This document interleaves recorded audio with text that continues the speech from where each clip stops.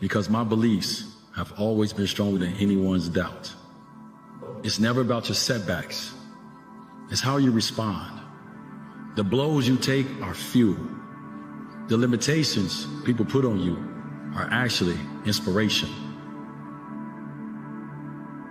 You want to become a master at overcoming hard moments. That is, to me, the sign of a champion. The best in the world are not the best because they win every point. It's because they know they'll lose again and again and have learned how to deal with it. You accept it, you move on, be relentless, adapt and grow, work harder, work smarter. Remember, work smarter. You need to fucking work harder. You need to fucking discipline your mind better. And it starts off with you have to have pride in yourself. You have to be proud of yourself. We need to help people more than just saying it's okay.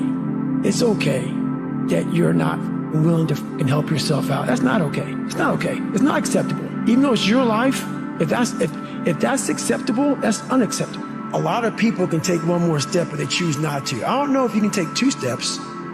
You got to answer that question after you take the first step. But if you wake up in the morning and you don't want to do something, you don't care enough about yourself. Because that is the number one purpose in life, is to better oneself. The man who never fell has no glory. The man who fell and got back up, that's where his glory is. The man who fell 20 times and got up 21 times, that man has even greater glory. Way more cursed than the guy who was so strong from birth that he never failed. There's no glory in that.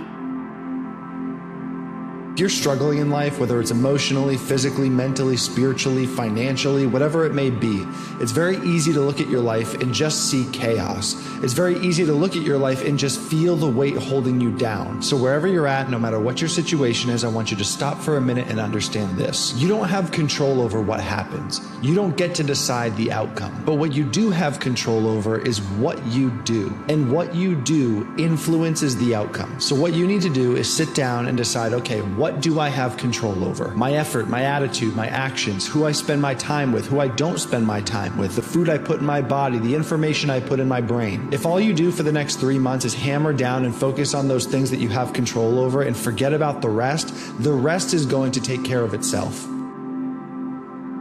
What if it turns out better than you expected? What if you can trust yourself to be able to handle it? And what if all those things you've been dreaming of are actually closer than you might realize? The act of closing your eyes and rehearsing who you're going to be when you open your eyes begins to install neurological hardware in your brain to look like you've already done it. Now the brain, which is typically a record of the past, now becomes a map to the future. And if you keep doing it, the hardware begins to become a software program and you start behaving differently. And then if you can teach your body emotionally what the future will feel like, that means then you're not going to wait for your wealth to feel abundant or your success to feel empowered or your new relationship to feel love. In fact, the moment you start feeling abundant, you're generating wealth. The moment you start embracing empowerment, you're stepping towards your success. The moment you're in love with yourself and you're in love with life, you start creating equals in your life. Now that's causing an effect in your life. Winning is a wonderful outcome. It's just not a great purpose. Your purpose for life should be rooted in who you are. So if your purpose is who you're becoming, it can't be shaken by wins or losses, failure or success. You should want to win. You should want to be the best. These are great aspirations, but they should be outcomes of the person that you're committed to becoming. True desire in the heart, that itch that you have, whatever it is you want to do, that thing that you want to do to help others and to grow and to make money, that desire, that itch, that's God's proof to you. Sent beforehand already to indicate that it's yours. And anything you want good, you can have. So claim it. Work hard to get it. When you get it, reach back. Pull someone else up. Each one, teach one.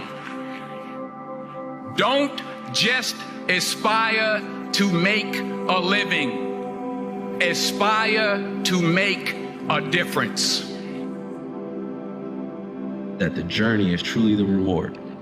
I may not be who I want to be today, but I know I can be better tomorrow, working towards who that person is to me. That's a choice for me. The wins and the losses, whether the games come and go, yes. Am I dedicated to my craft? Yes. Am I gonna make mistakes moving forward? Yes. Am I ever gonna be perfect? I'm just aware that you have to have laughter. You have to have fun in this. You have to smile. You cannot put too much pressure on yourself, because this one life to live. But understand this, life is hard. No matter who you are, there are bumps and hits and bruises along the way. And my advice is to prepare yourself. The truth is, you don't have to be special.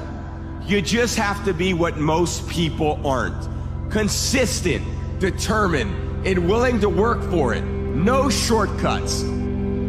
Do you know how easy it is to stand out right now? Most people aren't even trying. We live in a day and age where the average individual is socially inept. They are so wrapped up in their own problems that they can't fathom providing value to anybody else. All you basically have to do to stand out amongst the rest is to try, to focus on your goals, take consistent action, and show up every single day trying to add value to people. That alone is far more than most people are doing. So many people are completely asleep at the wheel. So if you just have a little bit of grit, a little bit of work ethic, a little bit of hustle, you can gain such a competitive advantage over them. It is disgusting.